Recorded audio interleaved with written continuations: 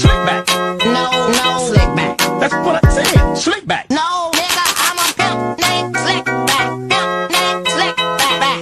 Pimp named Slick back. Nigga, are you deaf? I'm a pimp named Slick. Halo semuanya, perkenalkan nama saya Mutia Rahma Putri Dahlia. Di sini saya akan menjelaskan mengenai analisis strategis pengkajian lingkungan mata kuliah manajemen strategik. Di sini terdapat dua subpokok pembahasan. Yang pertama lingkungan eksternal, internal, dan keunggulan bersaing. Dan yang kedua yaitu lingkungan industri atau 5 kekuatan Porter. Menurut Hubis dan Najib tahun 2014, bahwa akibat menggejalanya reformasi informasi dan globalisasi, lingkungan kini mengalami perubahan yang luar biasa dan intensitasnya kini semakin sering dan sukar sekali untuk diramalkan. Akibatnya persaingan pada perusahaan menjadi sengit dan permasalahan yang dihadapi organisasi semakin hari menjadi semakin rumit. Untuk itu, sebelum melakukan berbagai proses lain dalam manajemen strategik, dilakukanlah analisis lingkungan perusahaan terlebih dahulu. Analisis lingkungan eksternal. Analisis lingkungan eksternal bertujuan untuk mengetahui ancaman dan peluang. Ancaman sendiri merupakan suatu kondisi dalam lingkungan umum yang terdapat menghambat usaha-usaha perusahaan untuk mencapai daya saing strategis. Kemudian peluang sendiri merupakan kondisi di dalam lingkungan umum yang dapat membantu perusahaan mencapai daya saing strategis.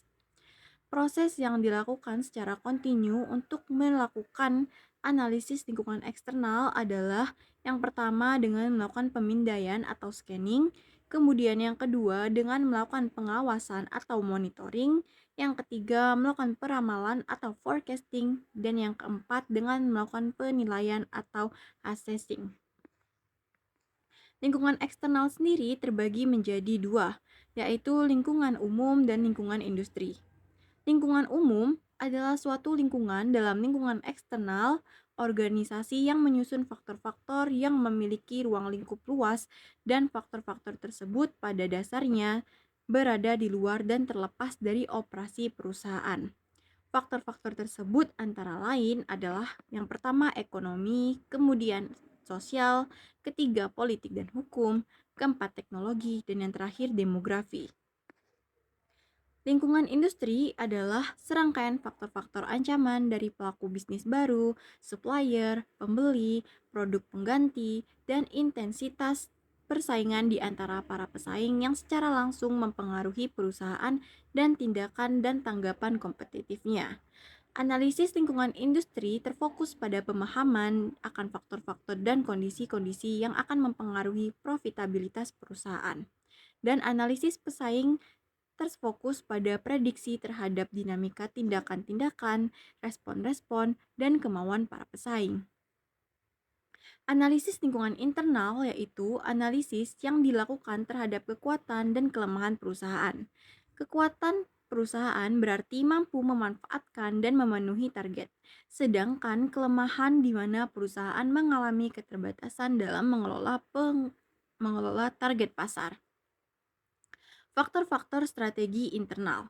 Yang pertama pemasaran, yang kedua keuangan dan akunting, yang ketiga produksi, operasi dan teknik, kemudian yang keempat personalia, yang kelima manajemen mutu, yang keenam teknologi informasi, dan yang ketujuh organisasi manajemen umum. Pendekatan terhadap pengamatan internal. Yang pertama, analisis Profit Impact of Marketing Strategy atau PIMS. Pendekatan ini dikenalkan oleh General Electric mencari tahu tentang faktor-faktor strategis yang berpengaruh terhadap besarnya ROI atau Return on Investment dengan menggunakan model regresi. Kemudian dikembangkan lebih lanjut oleh Harvard Business School berikut yang mempengaruhi kekuatan dan kelemahan perusahaan. Yang pertama itu intensitas investasi, kemudian pangsa pasar, kemudian pertumbuhan pasar, dan yang keempat daur kehidupan produk, dan yang kelima yaitu rasio biaya pemasaran dan besarnya penjualan.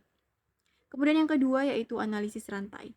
Pendekatan ini digagas oleh Michael Porter tahun 1980. Aktivitas bisnis dikelompokkan menjadi dua, yaitu aktivitas utama dan aktivitas penunjang. Kemudian yang ketiga, analisis fungsional. Yang pertama yaitu struktur, kedua budaya, ketiga pemasaran, keempat keuangan, kelima penelitian dan pengembangan, keenam operasi, ketujuh SDM, dan yang terakhir sistem informasi. Kemudian keunggulan bersaing. Keunggulan bersaing adalah kemampuan yang diperoleh melalui karakteristik dan sumber daya suatu perusahaan untuk memiliki kinerja yang lebih tinggi dibandingkan perusahaan lain pada industri atau pasar yang sama. Menurut Jatmiko, tahun 2008, terdapat 3 strategi yang dapat diterapkan dalam memenangkan keunggulan bersaing atau competitive advantage, yaitu sebagai berikut. Yang pertama, strategi kepemimpinan biaya rendah atau the cost of leadership. Kemudian yang kedua, strategi diferensiasi. Dan yang ketiga, strategi fokus. Menurut Arianti dan kawan-kawan tahun 2016, berdasarkan jenis persaingan yang dilakukan, competitive advantage atau keunggulan bersaing dibagi menjadi beberapa jenis. Yang pertama yaitu persaingan merek atau brand competition.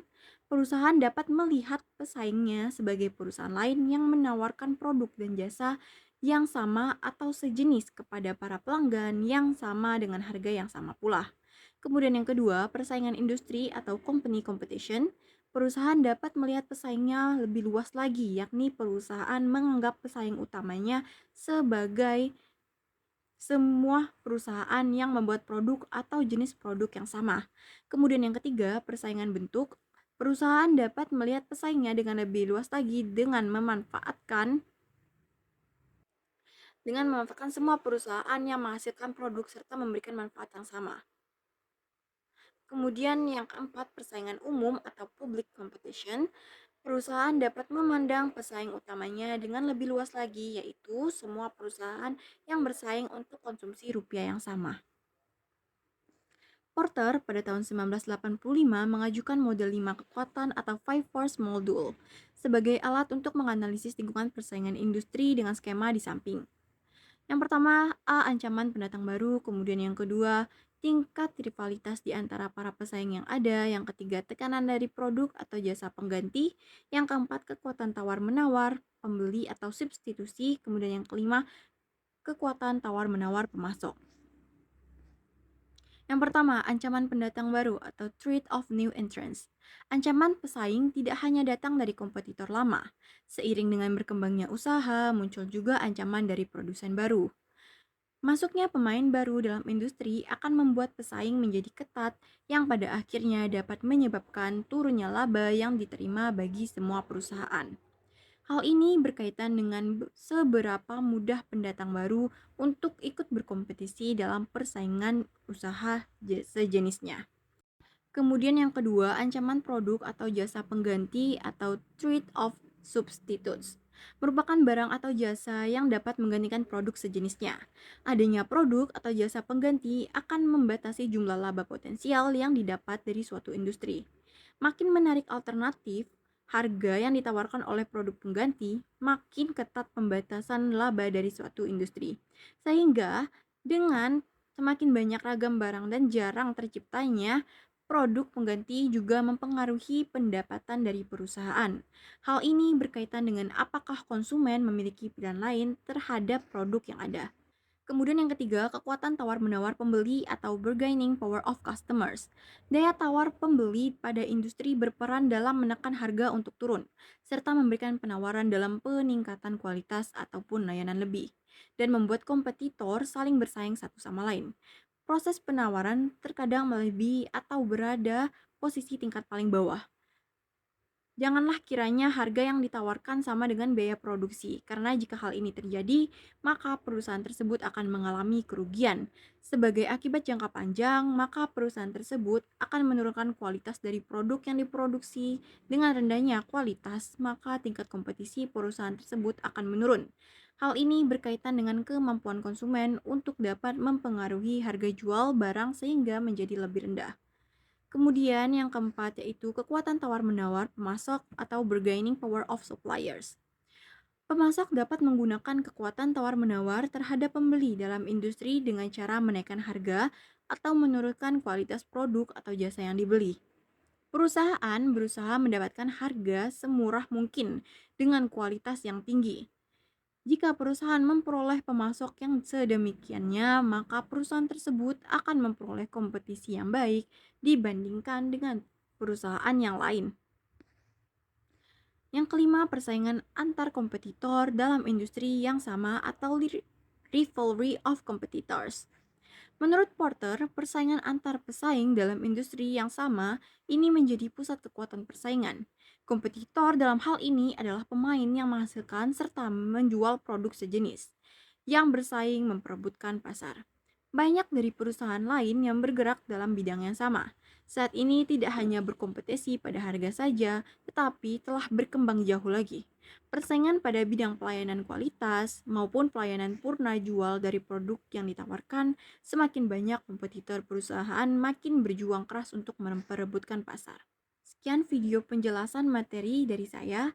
Saya ucapkan terima kasih untuk perhatiannya. Mohon maaf apabila terdapat kesalahan penjelasan dalam video ini.